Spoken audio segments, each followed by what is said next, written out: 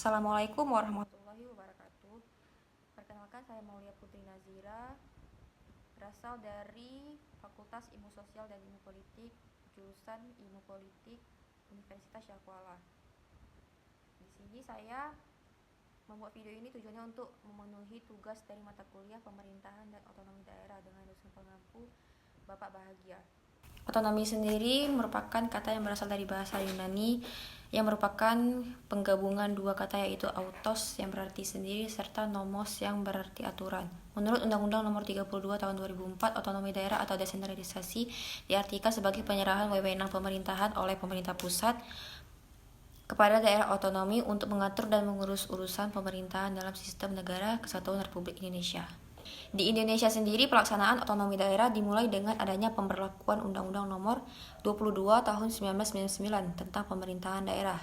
Meski saat ini udah beberapa kali mengalami perubahan. Dengan kata lain, pelaksanaan otonomi daerah di Indonesia sudah berjalan lebih dari dasawarsa. Otonomi daerah berfokus pada kesejahteraan masyarakat lokal. Dalam pelaksanaannya, otonomi daerah akan mengutamakan aspirasi masyarakat setempat demi memperkokoh negara kesatuan Republik Indonesia. Yang kedua, ada prinsip nyata. Pemberian atau pemberlakuan otonomi pada suatu daerah dijalankan secara nyata sesuai dengan tugas, wewenang, dan kewajiban yang telah diberikan sesuai dengan ketentuan perundang-undangan yang telah berlaku. Yang ketiga, ada prinsip pertanggungjawaban. Makna dari prinsip ini adalah fokus pada sistem penyelenggaraan otonomi suatu daerah. Prinsip ini harus sesuai dengan maksud dan tujuan yang diberikan otonomi daerah. Yang keempat, ada prinsip pemberdayaan. Prinsip ini bertujuan pada peningkatan daya guna serta hasil guna dalam penyelenggaraan sistem pemerintahan di suatu daerah, secara khusus terhadap pembangunan serta pelayanan bagi masyarakat daerah setempat.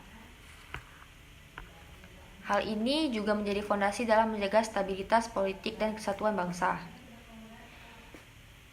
Selanjutnya, ada otonomi daerah.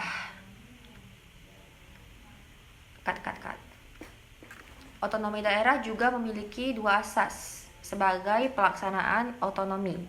Yang pertama adalah asas penyelenggaraan otonomi daerah dan asas umum penyelenggaraan negara.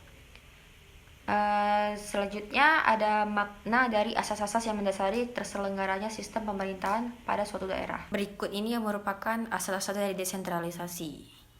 Maknanya dari asas ini adalah penyerahan kewenangan dari pemerintah pusat kepada daerah-daerah otonomi yang diatur dalam aturan perundang-undangan yang berlaku, serta berdasarkan struktur negara kesatuan Republik Indonesia.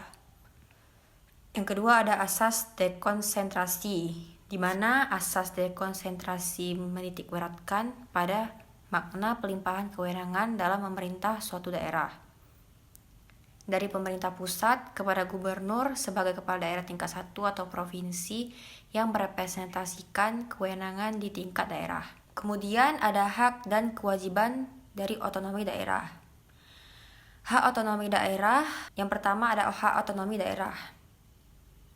Pelaksanaan otonomi suatu daerah tentunya memiliki hak sesuai dengan peraturan perundang-undangan yang berlaku, yaitu pada Undang-Undang Nomor 32 Tahun 2004 Pasal 2001, pada tahun 2001 menyebutkan bahwa dalam menyelenggarakan otonomi suatu daerah memiliki beberapa hak sebagai berikut.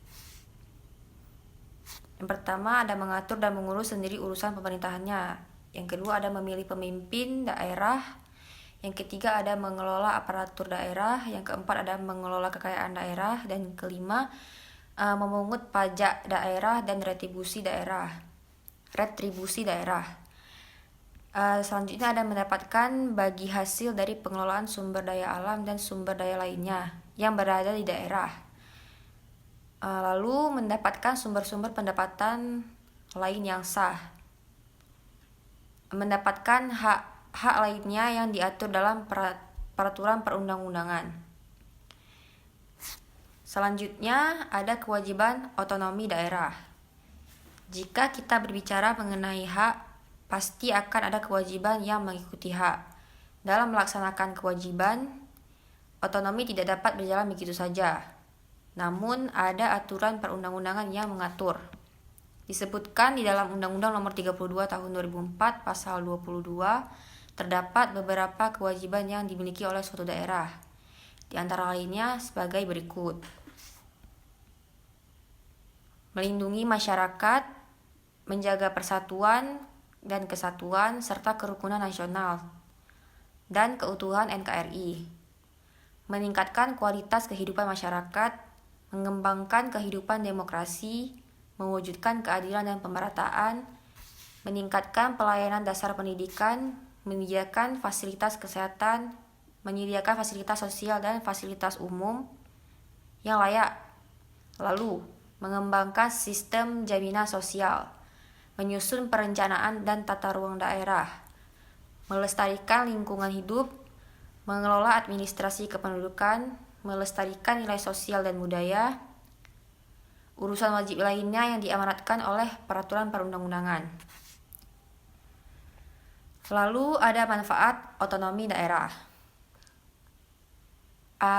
Di poin berikutnya ada manfaat otonomi daerah. Yang pertama ada mempermudah pengaturan administrasi pemerintahan. Tidak terjadi sentralisasi kekuasaan di pusat. Kebijakan yang dibuat dapat disesuaikan dengan kepentingan masyarakat di suatu daerah. Pemerintahan pusat lebih efisien dalam menjalankan tugasnya. Produk daerah lokal seperti barang dan jasa meningkat, baik kualitas maupun kuantitasnya, dengan harga terbaik serta biaya produksi yang terjangkau. Meningkatkan pengawasan terhadap penduduk lokal yang melakukan aktivitas atau kegiatan. Desentralisasi asimetris daerah istimewa Yogyakarta dalam Desentralisasi asimetris daerah istimewa Yogyakarta dalam ketatanegaraan Indonesia. Status keistimewaan Yogyakarta dikelola dalam Undang-Undang Nomor 13 Tahun 2012 tentang Keistimewaan Yogyakarta. Negara berdasarkan Undang-Undang NRI tahun 1945 yang mengakui dan menghormati satuan-satuan pemerintahan daerah yang bersifat khusus dan istimewa yang diatur dengan undang-undang. Hal ini ditegaskan dalam pertimbangan Undang-Undang Keistimewaan Daerah Istimewa Yogyakarta. Desentralisasi asimetris di daerah istimewa Yogyakarta menciptakan sejumlah problematika yang memerlukan kajian mendalam. Salah satu masalah utama terkait dengan desentralisasi ini adalah ketidaksetaraan dalam pemberian otonomi daerah. Daerah istimewa Yogyakarta sebagai penerima otonomi yang lebih besar menimbulkan pertanyaan serius tentang keadilan antara wilayah di Indonesia. Ketidaksetaraan ini menjadi puncak permasalahan yang memicu ketegangan dan perdebatan mengenai kebijakan desentralisasi asimetris. Sekian video dari saya, semoga teman-teman mengerti dengan penjelasan saya yang seadanya. Wabillahi taufik wal hidayah. Wassalamualaikum warahmatullahi wabarakatuh.